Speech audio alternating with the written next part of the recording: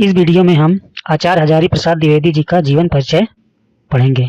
आचार्य हजारी प्रसाद द्विवेदी का जन्म सन 1907 ईस्वी में बलिया जिले के आरत दुबे का छपरा नामक ग्राम में हुआ था। इनके पिता का नाम श्री अनमोल द्विवेदी एवं माता का नाम श्रीमती ज्योतिषमती था। इनकी शिक्षा का प्रारंभ संस्कृत से हुआ, यानी इनकी शिक्षा संस्कृत भाषा से हुआ।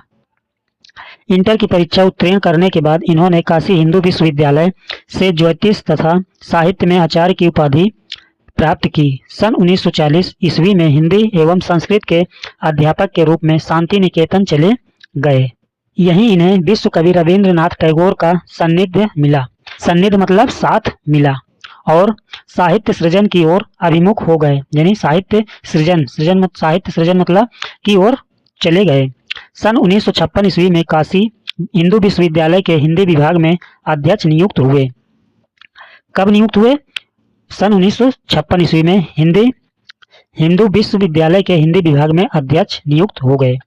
कुछ समय तक पंजाब विश्वविद्यालय में हिंदी विभाग अध्यक्ष के रूप में भी कार्य किया, यानी कुछ समय पंजाब विश्वविद्यालय में हिंदी विभाग के अध्यक्ष के रूप में भी काम किया।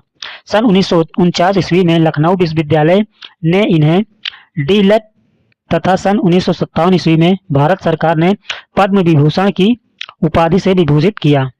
आचार्य हजारी प्रसाद द्विवेदी जी को सन 1957 ईस्वी में भारत सरकार के द्वारा पद्म विभूषण से सम्मानित किया गया, यानी पद्म विभूषण भी दिया गया। 18 मई 1979 ईस्वी को इनका देहावसान हो गया, यानी 18 मई सन 1979 में इनका देहावसान मतलब मृत्यु हो। साहित्यिक परिचय। द्विवेदी जी ने बाल्यकाल से ही श्री व्योमकेश शास्त्री से कविता लिखने की कला सीखनी आरंभ कर दी थी, यानी द्विवेदी जी बाल्यकाल मतलब बचपन से ही कविता लिखना शुरू कर दी। शांति निकेतन पहुंचकर इनकी प्रतिभा और अधिक निखरने लगी। कवींद्र रविंद्र का इन पर विशेष प्रभाव पड़ा। बंगला साहित्य से भी ये बहुत प्रभावित थे। ये उच्च कोटि के शोधकर्ता, निबंधकार, उपन्यासकार एवं आलोचक थे। सिद्ध साहित्य, जैन साहित्य एवं अपभ्रंश साहित्य को प्रकाश में लाकर तथा भक्ति साहित्य पर उच्च स्तरीय समीक्षात्मक ग्रंथों की रचना करके इन्होंने हिंदी साहित्य की महान सेवा की। वैसे तो द्विवेदी जी ने अनेक विषयों पर उत्कृष्ट कोटि के निबंधों एवं नवीन शैली पर आधारित उपन्यासों की रचना की है, पर विशेष रूप से वैयक्तिक एवं भावात्मक निबंधों की रचना करने में ये अद्वितीय रहे। द्विवेदी जी उत्तर प्रदेश ग्रंथ अकादमी के अध्यक्ष और हिंदी संस्थान के उपाध्यक्ष भी रहे। कबीर पर उत्कृष्ट आलोचनात्मक कार्य करने के कारण इन्हें मंगला प्रसाद पारितोषिक प्राप्त हुआ। इसके साथ ही सूर साहित्य पर इंदौर साहित्य समिति ने स्वर्ण पदक प्रदान किया। इनकी कृतियों के बारे में देखते हैं।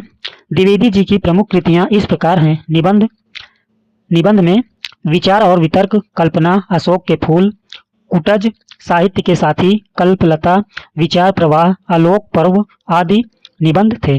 उपन्यास देखते हैं। पुनर्नवा बाणभट्ट की आत्मकथा, चारुचंद्र लेख, अनामदास का पोथा। आलोचना साहित्य देखते हैं।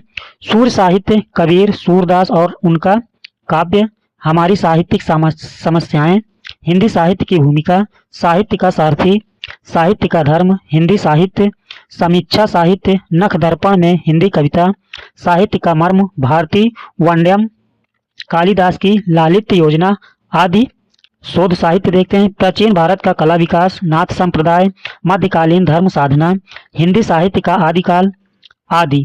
अनुदित साहित्य में देखते हैं। प्रबंध चिंतामणि, पुरातन प्रबंध संग्रह, प्रबंध कोश, विश्व परिचय, मेरा बचपन, लाल कनेर आदि। संपादित साहित्य देखते हैं। नाथ सिद्धों की बानियां, संक्षिप्त पृथ्वीराज रासो, संदेश रासक आदि।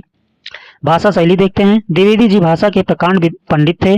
संस्कृत निष्ठ शब्दावली के साथ साथ आपने निबंधों में उर्दू, फारसी, अंग्रेजी एवं देशज शब्दों का भी प्रयोग किया है। इनकी भाषा प्रौढ़ होते हुए भी सरल, संयत तथा बोधगम्य, मुहावरेदार भाषा का प्रयोग भी इन्होंने किया है।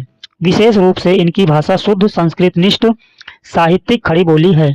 इन्होंने अनेक शैलियों का प्रयोग विषयानुसार किया है, जिनमें प्रमुख है गवेषणात्मक शैली, आलोचनात्मक शैली, भावात्मक शैली, हास्य व्यंग्यात्मक शैली, उदाहरण शैली। गुरु नानक देव में मानवतावादी मूल्यों का सहज सन्निवेश पाने के लिए द्विवेदी जी भावपेशल हो गए हैं। प्रस्तुत निबंध गुरु नानक देव में निबंध की समस्त विशेषताएं उपस्थित है। इस निबंध में स्थान स्थान पर उपमा, रूपक एवं उत्प्रेक्षा अलंकारों का प्रयोग लेखक ने किया